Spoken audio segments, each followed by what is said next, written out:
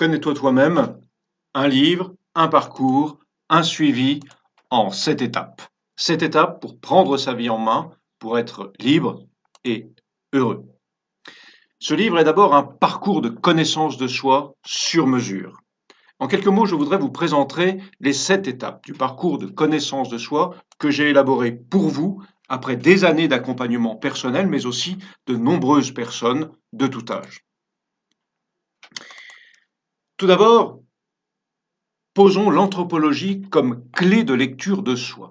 Alors on connaît bien la psychologie, la psychiatrie, la psychanalyse, et certains même sont assez renseignés sur des dizaines d'autres savoirs sur le mode du psy quelque chose.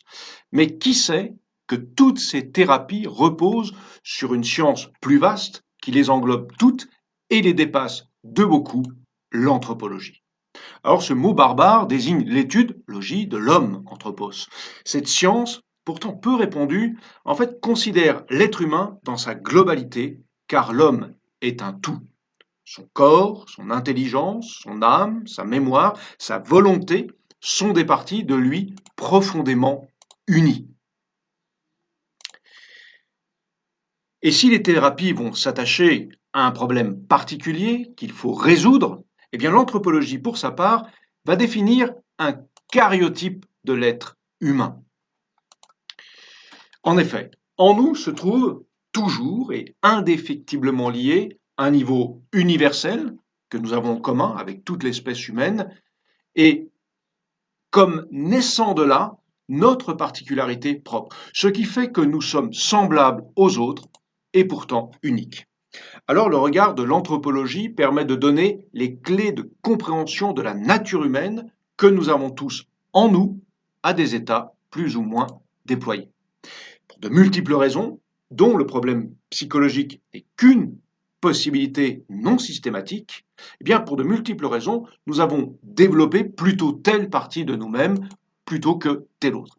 Et cela crée des déséquilibres ou des tensions qui ne sont absolument pas des problèmes psychologiques ou des blocages, mais simplement un manque d'harmonie dans l'épanouissement de notre être, de sorte que des pans entiers de nous-mêmes sont comme atrophiés ou encore embryonnaires, tandis que d'autres, eh bien, tout simplement, sont surdéveloppés.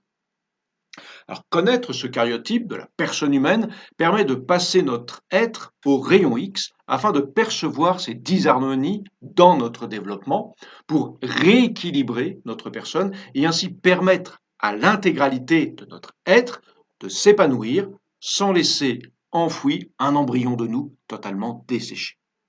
Aussi, ce que nous croyons être un problème psychologique est avant tout un déséquilibre dans l'épanouissement de notre être.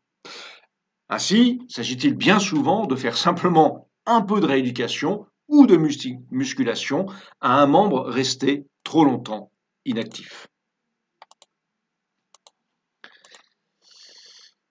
Connais-toi toi-même, c'est donc ce cariotype que je vous propose de découvrir en 7 étapes dans mon dernier livre. Le corps, l'esprit, le sens, en général, mais aussi à cette lumière mon corps, mon esprit, mes sens. Passer en revue ce qu'est l'âme, essayer de la comprendre, voir le chemin qui va du désir à l'action, et dans ce chemin mes propres modes d'action et de réaction.